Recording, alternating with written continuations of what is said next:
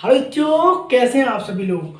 तो आज मैं बात करने वाला हूँ very important topic from electricity class 10th के बच्चों के लिए। ठीक है, देखो टॉपिक क्या है हमारे पास, how to find equivalent resistance. ठीक है, हमें क्या करना है, इक्विवेलेंट रेजिस्टेंस को निकालना है, किसमें, सीरीज में और बेटा पैरेलल में।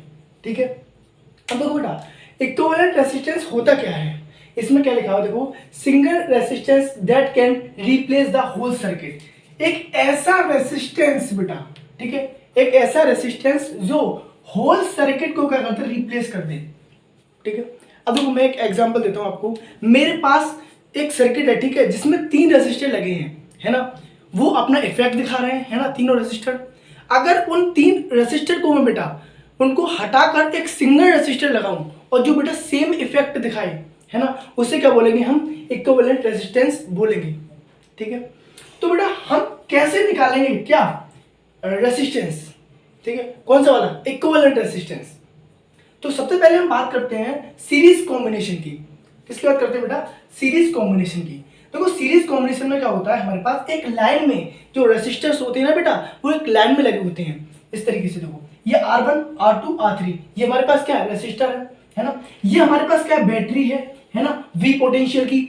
अब पोटेंशियल क्या होता है, पोटेंशियल क्या होता है, एनर्जी, है ना। बी वोल्टेज की, है ना, वो क्या है हमारे पास, एनर्जी है। यहां से क्या होगा बेटा, करंट लिख लेगा I, यहां जाएगा, है ना। इस सीरीज में जो रेजिस्टेंस लगे हुए हैं, जो सीरीज के अंदर जो रेजिस्टेंस लगे हुए हैं, उनके अंदर सबसे वेरी इंपॉर्टेंट जो चीज है बेटा, वो हमारे पास क्या है, करंट जो I है बेटा, वो सेम जाएगा। यहां से I गया, ठीक है, यहां भी सेम जाएगा, यहां भी सेम जाएगा, यहां भी सेम जाएगा, वो कौन सा जाएगा, I जाएगा। क्या जाएगा, I जाएगा। ठीक है, अगर मैं वोल्टेज की बात करूं सीरीज के अंदर, वो डिफरेंट होता है। अगर मैं वोल्टेज की बात करूं तो वो क्या होता है हमारे पास, सीरीज के अंदर क्या होता है, डिफरेंट होता है। ठीक है, अब जैसे मैं R1 की बात करूं तो R1 के अंदर क्या होगा कि पोटेंशियल ड्रॉप होगा, है ना, पोटेंशियल ड्रॉप होगा। और वो पोटेंशियल कितना ड्रॉप होगा हमारे पास, देखो आपने पढ़ा होगा बेटा B IR। क्या पढ़ा है, B IR through Ohm's law. ठीक है, अब देखो आपके पास I है, आपका B है ना, आपका सॉरी, हाँ देखो आप अगर यहाँ पे पोटेंशियल निकालना चाहते हो तो B IR लगाओगे। ठीक है, देखो B हमें चाहिए, I हमारे पास है, करंट जा रहा है, और रेजिस्टेंस क्या है यहाँ पे, R1 है। तो कैसे निकालोगे, देखो V1 की बात करूं मैं, यहाँ पे V1 की बात करूं तो I तो कॉमन, I तो सेम है, और R1 इसके थ्रू निकाल लोगे आप। ठीक है, सेकंड में बात करूं V2 की तो I R2 निकाल लोगे, है ना, आपको करंट चाहिए निकालने के लिए, है ना। थर्ड की बात B3 I R3 निकाल लोगे। इस तरीके से आप इंडिविजुअली पोटेंशियल निकाल सकते हो, किसका, रेसिस्टर का। ठीक है, अगर मैं बात करूं जो पोटेंशियल ड्रॉप होगा, R1 के अंदर होगा, R2 के अंदर होगा, R3 के अंदर होगा, B1 B2 B3, है ना, उसको मिलाकर क्या होगा बेटा, एक सिंगल मतलब क्या होगा, एक पोटेंशियल बनेगा। जो फॉर्मूला उसका होता है हमारे पास V नेट, है ना, जो बैटरी का है ना, V1 V2 V3, और V1 V2 V3 क्या है, ड्रॉप हो रहा है किसके अंदर, इन रेसिस्टर के अंदर हो रहा है ना।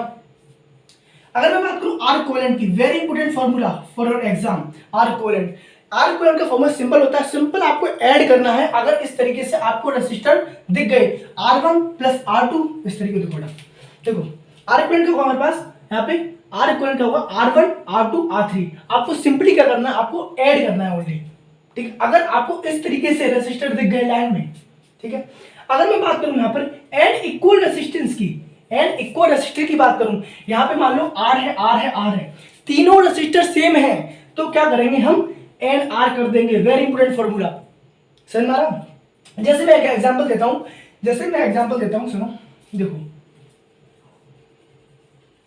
यहां पे 3 ओम, यहां पे 3 ओम, यहां पर भी 3 ओम, तो जो R इक्विवेलेंट होगा वो क्या होगा बेटा, हमारे पास R इक्विवेलेंट होगा 1 2 3, तो 3 × 3, तो क्या हो जाएगा हमारे पास, 9 हो जाएगा। हमारा एन आर होता है बेटा, क्या होता है, एन आर होता है, क्या होता है, एन आर होता है। ठीक है, एन मतलब कितने हैं, 1 2 3 है, 3 × 3 से कर दो, ठीक है, आर। ठीक है, हमारा है ना, यहाँ पे लिखा भी देखो R इक्विवेलेंट क्या हो जाएगा हमारे पास, क्वेश्चन भी मेरे पास है, यहाँ पे क्या हो जाएगा 2 × 2 = 4 ओम। तो ये क्या हो जाएगा, हमारा नेट आ जाएगा इसका। ठीक है, ये सब कुछ क्या है, सीरीज कॉम्बिनेशन के बारे में है, ये सब कुछ सीरीज कॉम्बिनेशन के बारे में है, ठीक है। आपको इससे ज्यादा पढ़ने की जरूरत नहीं है, ठीक है। अब मैं बात करूंगा बेटा पैरेलल कॉम्बिनेशन की, ठीक है। देखो पैरेलल कॉम्बिनेशन में क्या होता है, सर्किट तो होगा, है ना, V, ठीक है। यहाँ पे क्या है, ये बैटरी है जो क्या है, V पोटेंशियल दे रही है, ठीक है। यहां से करंट I निकलेगा। याद रखना पैरेलल के अंदर क्या होता है, यहां पर V कॉमन जाता है, V क्या होता है, सेम जाता है, ठीक है। हर एक रेसिस्टर के बाद क्या होता है, V सेम जाता है, ठीक है। अगर मैं बात करूं करंट की, यहां से I करंट जाएगा, तो इस जो ऊपर वाले रेसिस्टर के अंदर क्या जाएगा, I1 करंट जाएगा, ठीक है। यहां पे क्या जाएगा, I2 करंट जाएगा, और यहां पे क्या जाएगा, I3 करंट जाएगा, ठीक है। अगर मुझे इंडिविजुअली करंट निकालना है किसके अंदर, R1 के अंदर, R1, तो मैं क्या लगाऊंगा बेटा, V = IR, V = IR, simple formula, ठीक है। मेरे पास B है, ठीक है, V लिख लूंगा, फिर I1, ठीक है, और यहाँ पे क्या जाएगा, R1 मेरे पास है, ठीक है। तो मैं I1 क्या करूंगा, I1 = V/R1 कर दूंगा, यहां से निकल जाएगा। ऐसे ही I2 लगा लूंगा, तो क्या V/R2 हो जाएगा। मुझे I3 चाहिए, तो क्या हो जाएगा, V/R3 हो जाएगा। ऐसे ही आप कर सकते हैं बेटा, निकाल सकते हैं, ठीक है। देखो अगर मैं पैरेलल कॉम्बिनेशन की बात करूं तो वोल्टेज बेटा क्या होता है, सेम होता है इसके अंदर। वोल्टेज का मतलब क्या होता है, पोटेंशियल, पोटेंशियल मतलब एनर्जी, एनर्जी क्या है बेटा, एक फॉर्म है ना, है ना। जैसे यहाँ पे मेरे पास क्या है, एक बैटरी लगी, वो बैटरी क्या निकालेगी, हमारे पास पोटेंशियल निकालेगी, एनर्जी निकालेगी, ठीक है। वो आप 12th में पढ़ोगे डिटेल में, जब आप करंट इलेक्ट्रिसिटी चैप्टर पढ़ोगे तो आपको सब समझ में आ जाएगा, ठीक है। यहाँ देखो करंट, करंट क्या होता है, डिफरेंट होता है। देखो डिफरेंट दिख रहा है आपको, यहाँ से I1 जा रहा है, यहाँ से I2 जा रहा है, यहाँ से I3 जा रहा है ना। अब देखो अगर मैं R इक्विवेलेंट की बात करूं, वेरी इंपोर्टेंट फॉर्मूला बेटा, R इक्विवेलेंट क्या होता है, 1/R1, 1/R1 plus 1/R2 plus 1/R3। ये हमारे पास क्या है, इक्विवेलेंट का फॉर्मूला है, ठीक है। 1/R इक्विवेलेंट इस तरीके से, ठीक है।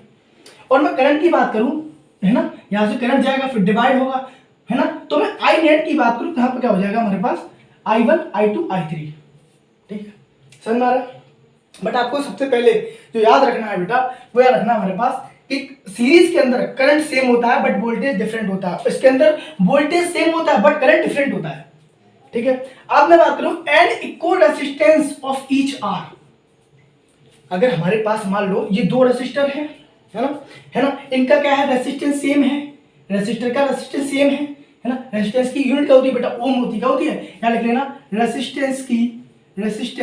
रेसिस्टेंस की जो यूनिट होती है बेटा, वो मेरे पास क्या होती है, ओम होती है, ओम, ठीक है। अब देखो यहाँ पे जो R इक्विवेलेंट होगा, तो सुनना अच्छे सुनना, देखो बेटा, n equal resistance of each R. अगर मान लो यहाँ भी आ रहा है, यहाँ भी आ रहा है, यहाँ भी आ रहा है, तो हम करेंगे R/N कर देंगे। N समझो बेटा, N क्या है, N क्या है, N क्या है, देखो मैं लिख दे रहा हूँ, N क्या है, नंबर है, क्या है, नंबर, कितने हैं, ऐसे 1 2 3 है तो 3 लिख दो, है ना, 4 है तो 4 लिख दो नीचे। बट यहाँ पे R की वैल्यू सेम होनी चाहिए, डिफरेंट नहीं होनी चाहिए, वरना ये फॉर्मूला नहीं लगेगा। R equal resistance of each R. जैसे यहाँ पे 4 सेम है तो मैं 4 लिख दूं, और नंबर में कितने बेटे, 2 है, तो 2 2 या 4, तो यहाँ पे R इक्विवेलेंट बेटा जो निकल के आ जाएगा हमारे पास, 2 ओम आ जाएगा। ये है बेटा पूरा टोटल, ठीक है। तो सीरीज क्या है, पैरेलल क्या है, मैंने आपको बता दिया है अच्छे से, ठीक है। अब देखो सबसे पहले हमें इसको रिवीजन करना है बार बार, ठीक है। अब हम क्या करेंगे, अगले लेक्चर में आपको इसके क्वेश्चंस लेके आएंगे, हैं, जिनकी मैक्सिमम प्रोबेबिलिटी होगी आने की एग्जाम के अंदर, है ना। सीरीज पे कराऊंगा, पैरेलल पे कराऊंगा, है ना, और दोनों को मैं जोड़ूंगा। जोड़ने का मतलब क्या है कि आपके जो कंसेप्ट है बेटा बहुत ही ज्यादा बिल्ड हो जाएंगे और आपको कोई भी प्रॉब्लम नहीं आने वाली है। That's my promise to you, ठीक है। तो सबसे पहले आप इनको अच्छे से देखें और बार बार बिना, जैसे क्या होता है कि आपको मैं रिवीजन की टेक्निक बता देता हूँ, पहले इस लेक्चर को देखना, ठीक है। उसके बाद एक रफ कॉपी लेना, है ना, और आप नोट्स नहीं देखना है पर बना लेना, नोट्स देखना नहीं है, बिना देखे जो मैंने पढ़ाया है वो लिख के देखने के बाद सबसे पहले तो बेटा आपको दिमाग पे कुछ आएगा ही नहीं। धीरे धीरे धीरे जब आप उस चीज़ को कंटिन्यू करोगे तो क्या होगा, धीरे धीरे आपको चीज़ें आने लगेगी, खुद लिखना चालू कर दोगे, ठीक है। तो ये ऑल अबाउट दिस लेक्चर, ठीक है बेटा। थैंक यू बेटा। Like share and subscribe.